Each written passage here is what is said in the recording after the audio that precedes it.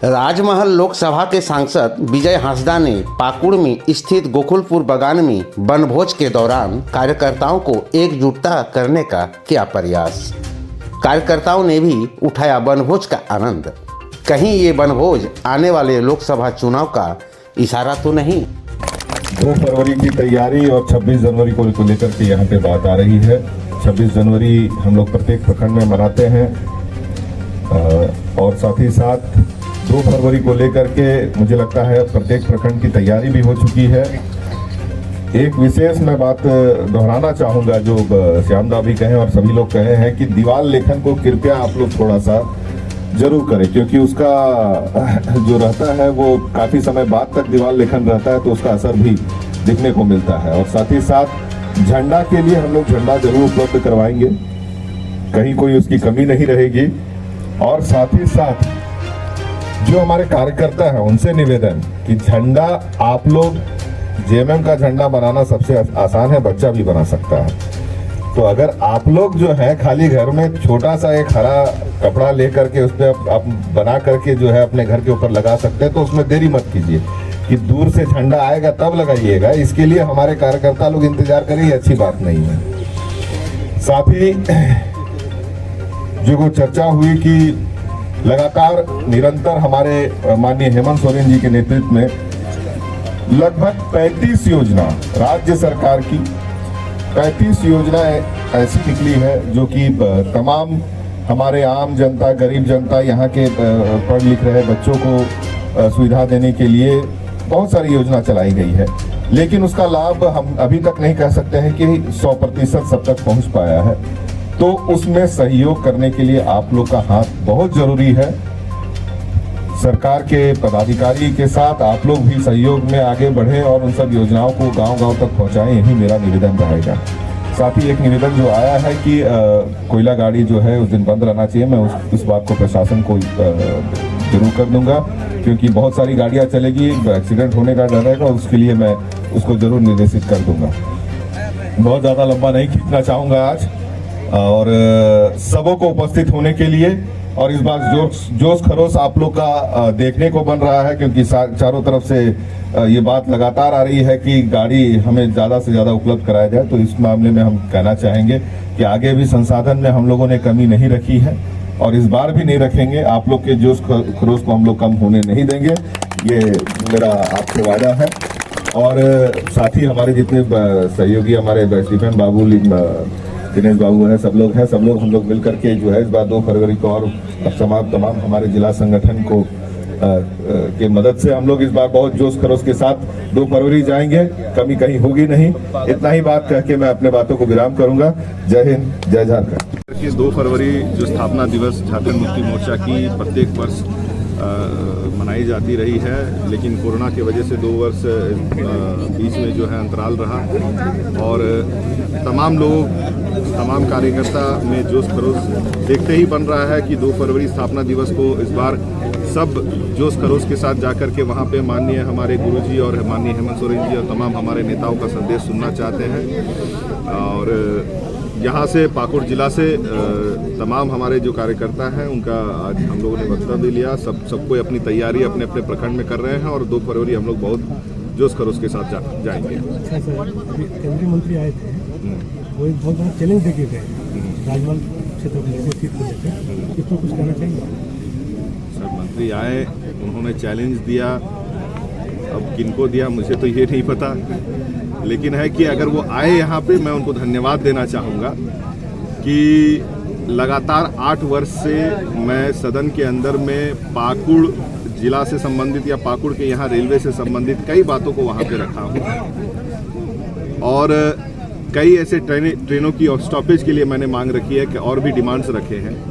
मैं आपके माध्यम से उनसे यही संदेश देना चाहता हूँ कि अगर आप आए हैं, आपके हाथ में वो सक्षमता है कि यहाँ की जनता को आप थोड़ा सा लाभ भी दे सकते हैं, तो यहाँ की जनता को उन लाभ को दे करके फिर आए, बैठिए, बात करें। मैदान खुला हुआ है, यहाँ पे बहुत सारे दल लड़ते हैं, किन्हीं के लिए दरवाज़ा बंद नहीं है। जनता जिसको चुनेगी वो आगे जाएगा।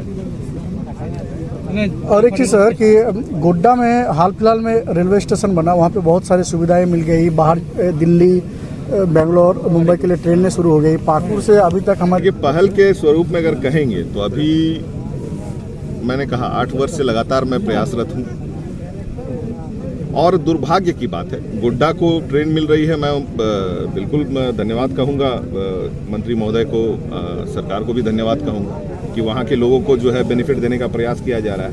लेकिन पाकुड़ जिला या पाकुड़ का हमारा रेलवे बहुत बड़ा राजस्व देता है, राज्य सरकार, केंद्र सरकार सबों को। और यहाँ से जो भी आपका जाके लोडिंग का कार्य होता है उसके माध्यम से, चाहे वो पत्थर हो, कोयला हो, उसको उससे जो है केंद्र सरकार को बहुत राजस्व मिलता है। तो उसके बनिस्पत यहाँ के लोगों को भी वो लाभ दे, तब मुझे समझ में आएगा कि हाँ सही ढंग से जो है वो कार्य कर रहे हैं। अन्यथा सिर्फ आ करके 4 लाइन शब्द बोल करके चले जाना और क्या आपने कहा था,